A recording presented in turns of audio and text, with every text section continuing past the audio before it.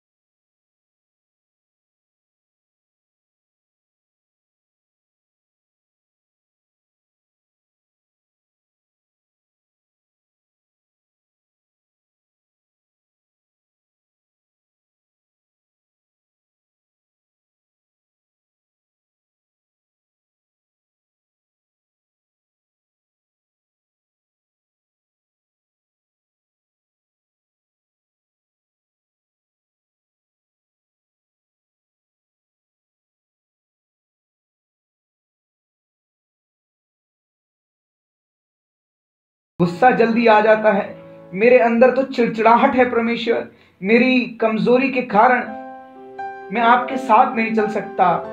ऐसा सोचकर आप प्रभु से दूर तो नहीं जा रहे हैं, लेकिन अब आपको परमेश्वर से भागने की आवश्यकता नहीं है।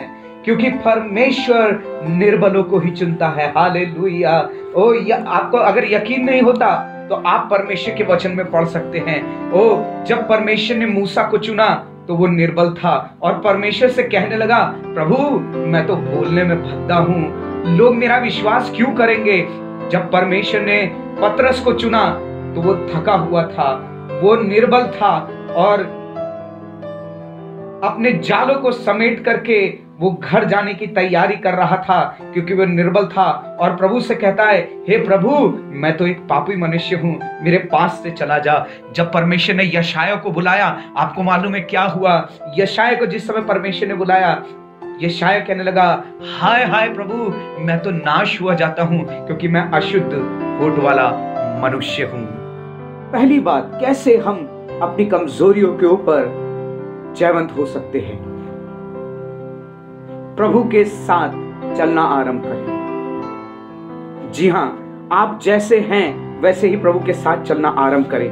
कोई बात नहीं यदि आप 1 कदम चल पा रहे हैं, कोई बात नहीं यदि आप 2 कदम चल पा रहे हैं, पर चलें। अगर 5 मिनट प्रार्थना कर सकते तो 5 मिनट प्रार्थना करें। यदि 2 मिनट प्रार्थना कर सकते 2 मिनट प्रार्थना करें। यदि आधा घंटा प्रार्थना कर सकते तो आधा घंटा प्रार्थना करें, लेकिन प्रभु के साथ चलना आरंभ करें। जैसे आप हैं वैसे ही। वो कोई बनावट परमेश्वर नहीं चाहता, कोई बनावट आपके जीवन के अंदर परमेश्वर देखना नहीं चाहता। आप जैसे हैं वैसे ही प्रभु के पीछे हो लीजिए, वैसे ही परमेश्वर के साथ चलना शुरू करिए। कोई बनावट परमेश्वर नहीं चाहता, वो कोई दिखावा नहीं चाहता। और इसीलिए परमेश्वर के वचन में लिखा हुआ है, बाइबल कहती है, तुम मनुष्यों को दिखाने के लिए अपने धर्म के काम मत करना। परमेश्वर आपसे कोई बनावट नहीं चाहता। आप कमजोर हैं, अपनी कमजोरियों के साथ आ जाइए।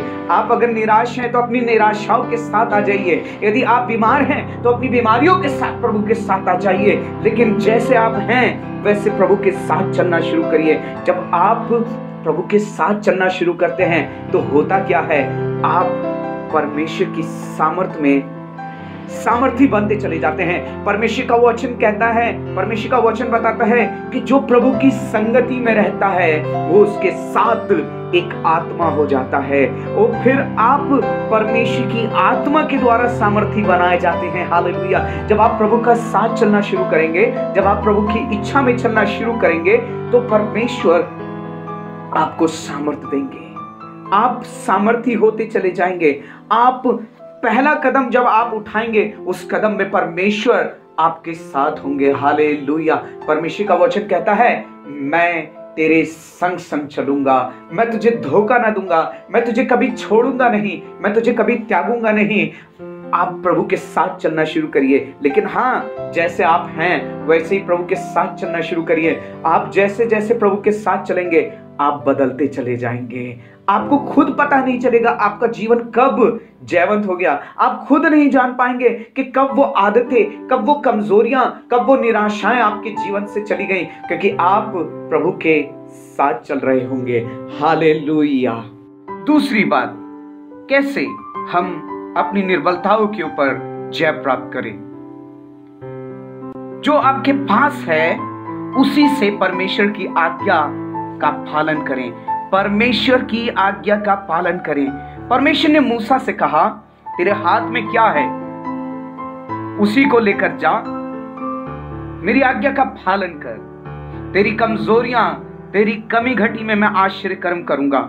मैं उन चीजों को इस्तेमाल करूंगा। और मैं और आप पाते हैं लाठी सांप बन गई, लाठी से पानी खून बन गया। मैं और आप पाते हैं कि लाठी से चट्टान से पानी निकला, लाठी से समुद्र 2 भाग हो गया। परमेश्वर के वचन में चलते रहें, परमेश्वर की आज्ञा का पालन करें। मेरी बहन, मेरे भाई, जो आपके पास है, जो भी आपके पास है, उससे आप परमेश्वर की आज्ञा का पालन करें। और आपके पास थोड़ी सी आज्ञाकारिता है, आपके पास थोड़ा सा प्रार्थना का जीवन है, लेकिन परमेश्वर की आज्ञा का पालन करें उससे। हालेलुया। परमेश्वर की आज्ञा का पालन करें। और जब आप परमेश्वर की आज्ञा का पालन करते हैं, परमेश्वर आपको सामर्थी बनाते हैं। अब रोना बंद कर दो, अब रोना बंद कर दो कि मेरे पास पैसा नहीं है, ओ मेरे पास थियोलॉजिकल ट्रेनिंग नहीं है, मेरे पास संसाधन नहीं है। पर जो आपके पास है उसी से परमेश्वर की आज्ञा का पालन करें। ओ परमेश्वर के वचन पर चलें, परमेश्वर की इच्छा को पूरी करें। परमेश्वर उन्हीं से आश्चर्य कर्म करेगा, परमेश्वर उन्हीं से आपके जीवन में अद्भुत कार्य की आज्ञा का पालन करना है। हालेलुया। तीसरी बात, परमेश्वर के वचन को स्वीकार करें। इसका क्या मतलब है? इसका मतलब है परमेश्वर के वचन को सिर्फ पढ़े ना, परमेश्वर के वचन को सिर्फ सुने ना, लेकिन परमेश्वर के वचन को स्वीकार करें। हम कई बार परमेश्वर के वचन को पढ़ते हैं, हम कई बार बाइबल को पढ़ते हैं, लेकिन हम उन वचनों को स्वीकार नहीं करते। विश्वास से हम उन वचनों को नहीं बोलते, लेकिन आपको विश्वास के वचन बोलना है। जब आप प्रभु के वचन को स्वीकार करते हैं तो इससे सामर्थ्य मिलती है, इससे सामर्थ्य मिलती है। आप सामर्थी बनते जाते हैं। जब आप कमजोर होते हैं तो सामर्थी वचन बोले। जब आप कुछ नहीं कर पा रहे हैं तो परमेश्वर का वचन बोले, जो कहता है कि जो मुझे सामर्थ देता है उसमें मैं सब कुछ कर सकता हूं। जब आप आर्थिक स्थिति में कमजोर हो तो बोले, वह तुम्हारी हर एक कमी घटी को पूरी करेगा। ओ मेरा अनुग्रह तेरे लिए पर्याप्त है। ओ परमेश्वर का वचन कहता है, जो निर्धन है वो कहे मैं धनवान हूं, जो निर्बल है वो भी कहे मैं बलवान हूं। आपको परमेश्वर का वचन स्वीकार करना है। अपने जीवन के लिए परमेश्वर का वचन स्वीकार करें, अपने परिवार के लिए परमेश्वर का वचन स्वीकार करें। और परमेश्वर का वचन बताता है, पौलुस कहता है, मैं अपनी निर्बलताओं पे घमंड करता हूं, क्योंकि जब जब मैं निर्बल होता हूं तब तब मैं बलवंत होता हूं, क्योंकि मसीह का आत्मा मुझ पर साया करता है। Hallelujah, hallelujah. निराशा के वचन ना बोलें। अय्यूब के जीवन को देखिए, उसके जीवन के अंदर बहुत सी विपत्तियां आई, उसके जीवन के ऊपर बहुत सारी परिस्थितियां आई, लेकिन वो रुका नहीं, वो विश्वास के वचन बोलता रहा। यहां तक कि उसकी पत्नी भी उससे कहने लगी कि तू अभी भी अपनी खराई पे बना रहेगा, परमेश्वर की निंदा कर। लेकिन अय्यूब उससे कहता है, तू मूढ़ स्त्रियों सी बातें क्यों करती है? क्या जिस परमेश्वर ने हमें सुख दिया है हम उसके हाथ से दुख ना लें? परमेश्वर का वचन बताता है, उसने परमेश्वर के वचन को स्वीकारा।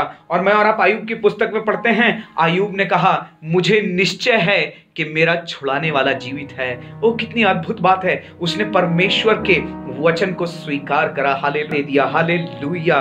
ओ जिस चीज को आप स्वीकार कर लेते हैं वो आपकी हो जाती है। निर्बलताओं को, बीमारियों को, निराशाओं को, कमी घटियों को स्वीकार ना करें। अगर स्वीकार करना है तो परमेश्वर के वचन को स्वीकार करें। हालेलुया। परमेश्वर के वचन को अपने जीवन के अंदर ले लीजिए। Praise the Lord. आइए हम अपनी आंखों को बंद करें और इस समय में हम प्रार्थना करेंगे। प्रभु यीशु मसीह, मैं आपके चरणों में आता हूं और पिता परमेश्वर में हृदय से धन्यवाद देता हूं इन वचनों के लिए जो आपने दिए हैं। पिता परमेश्वर में धन्यवाद देता हूं क्योंकि आपने हमें एक सामर्थी जीवन जीने के लिए चुना है।